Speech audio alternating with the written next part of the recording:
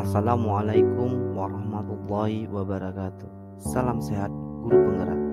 Bapak dan Ibu yang luar biasa, kali ini saya ingin menjelaskan tentang koneksi antar materi, refleksi dan kesimpulan pemikiran Ki Hajar Dewantara.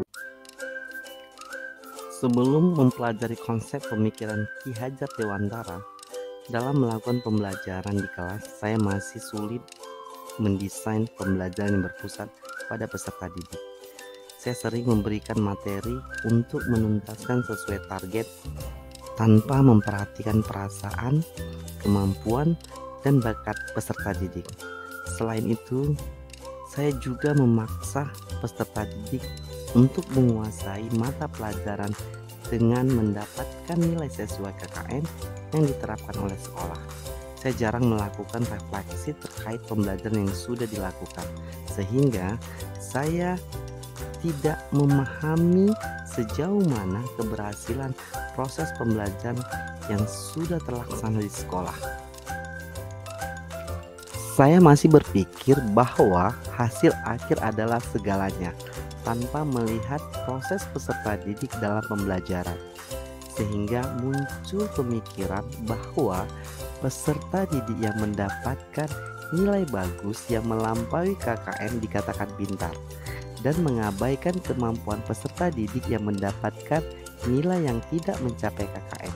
Hal ini membuat peserta didik menjadi tertekan karena harus mendapatkan nilai akhir yang bagus, sehingga kepercayaan diri mereka menurun dalam pembelajaran.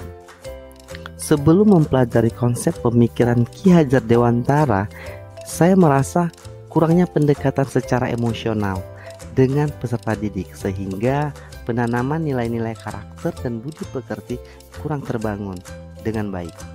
Dalam pengondisian di kelas, masih memberikan hukuman dan ancaman untuk membuat peserta didik lebih disiplin dalam pembelajaran dan tanggung jawabnya. Setelah mengikuti pendidikan program guru penggerak angkatan 6, saya banyak belajar tentang pemikiran Ki Hajar Dewantara. Ada 4 hal yang secara garis besar yang memberi pemikiran saya untuk saya implementasikan di sekolah maupun di kelas. Yang pertama adalah pendidikan memerdekakan. Yang kedua, pendidikan yang menuntun. Yang ketiga, pendidikan kodrat alam dan kodrat zaman. Dan yang keempat, pendidikan budi pekerti. Pendidikan yang memerdekakan. Pendidikan yang memerdekakan dapat membuat peserta didik belajar tanpa ada tekanan sesuai dengan karakteristik dan kemampuan peserta didik. Mereka mempunyai gaya belajar yang beraneka ragam.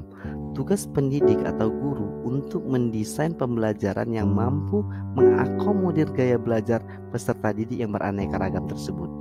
Strategi yang saya implementasikan adalah mengidentifikasi karakter peserta didik, mengetahui hambatan, kemajuan, dan tingkat perkembangan peserta didik dalam belajar. Selain itu, melakukan pendekatan dengan berbagai metode pembelajaran yang variatif, supaya peserta didik senang dan bersemangat dalam mengikuti pembelajaran. Pendidikan yang menuntun. Saya menyadari sebagai pendidik tidak bisa memaksa kehendak supaya bisa diikuti oleh peserta didik. Memberikan berbagai materi kepada peserta didik tanpa memperhatikan kemampuan dan bakatnya dapat membuatnya tertekan dalam belajar. Pendidik harus mampu menuntun mereka sesuai bakat, minat, dan kemampuannya. Oleh karena itu, saya berusaha untuk menciptakan suasana belajar yang menyenangkan. Pendidik sebagai role model yang selalu ditiru oleh peserta didik, baik perkataan sampai perbuatan. Pendidik sesuai kodrat alam dan kodrat zaman. Saya paham dan sadar bahwa setiap peserta didik itu unik. Mereka memiliki karakteristik, bakat, dan kemampuan yang berbeda-beda. Untuk itu, sebagai pendidik, saya membimbing mereka agar muncul sifat baiknya dan juga membekali keterampilan mereka sesuai zamannya, sehingga mereka bisa hidup, berkarya, dan menyesuaikan diri. Berikutnya, pendidikan budi pekerti. Saya menyadari sebagai pendidik harus bisa digugu dan ditiru, karena pendidik adalah orang dewasa yang secara sadar bertanggung jawab mengajar, mendidik, dan membimbing mereka untuk membangun pendidikan budi pekerti yang baik. Saya mengajak mereka untuk aktif dalam kegiatan ekstrakurikuler dan intrakurikuler agar membangun karakternya, moralitasnya, dan mentalitasnya melalui kegiatan-kegiatan yang ada dilaksanakan di sekolah.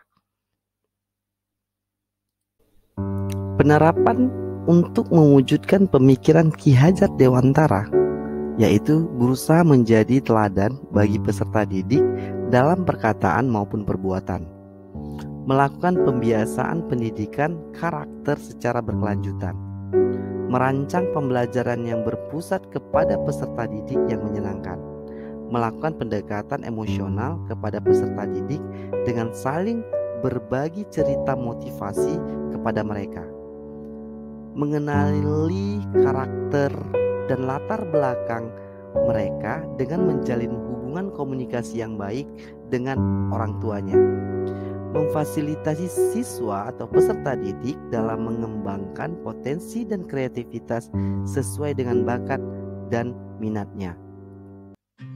Bapak dan Ibu yang luar biasa, teruslah berkarya, terus bergerak, terus maju, terus berkreatif untuk mewujudkan profil pelajar Pancasila. Assalamualaikum warahmatullahi wabarakatuh.